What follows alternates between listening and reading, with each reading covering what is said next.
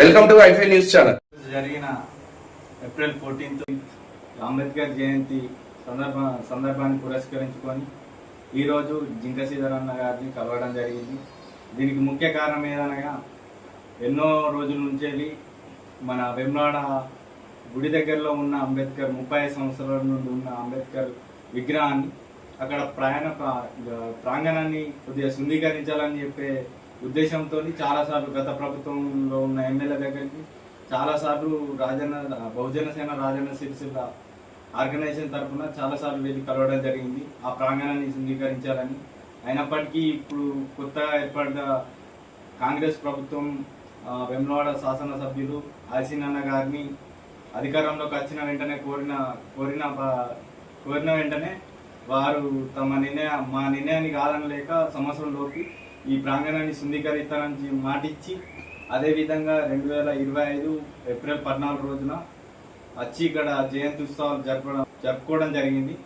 ఇందుకు సహకరించిన ఆసినన్న గారికి ఏర్పాటు చేయడానికి అహర్నిశలు శ్రమించి బహుజన సేన ఆర్గనైజేషన్ తరపు నుండి మన జింక శ్రీధరన్న గారు సుదీర్ఘ పోరాటం చేసి అది నిలబెట్టేంత వరకు వెనతిరగకుండా చాలా శ్రమించి తనదంటూ సొంత పని లెక్క భావించి అది నిలబెట్టేంత వరకు కూడా వెనుదిరగకుండా అహర్నిశలు శ్రమించిన శ్రీధరన్న గారిని మా బహుజన సేన ఆర్గనైజేషన్ తరపు నుండి సన్మానించడం జరిగింది. వారికి విజయాభివందనాలు తెలియజేయడం జరిగింది. సందర్భంగా అందరికి జై భీమ్.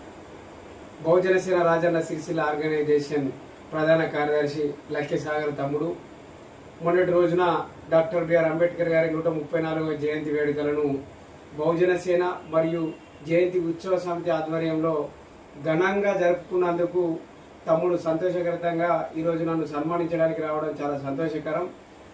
వేములవాడ పట్టణంలో డాక్టర్ బిఆర్ అంబేద్కర్ గారి విగ్రహం గత 35 సంవత్సరాల క్రితం ఏర్పాటు చేసినప్పటికీ సరైన వసతులు లేకుండా ఉన్న విగ్రహాన్ని సుందరీకరించాలని గత ప్రభుత్వాన్ని ఎన్నోసార్లు విన్నపించుకున్నప్పటికీ ఫలితం లేనప్పటికీ బహుజన సేన నాయకులు విస్మరించకుండా అదే పనిగా మళ్ళీ అధికారంలోకి వచ్చే కాంగ్రెస్ ప్రభుత్వానికి మద్దతు తెలిపి వారు అధికారంలోకి వచ్చిన వెంటనే డాక్టర్ బిఆర్ అంబేద్కర్ గారి విగ్రహ ప్రాంతాన్ని సుందరీకరించాలని కోరుకోవడం జరిగింది.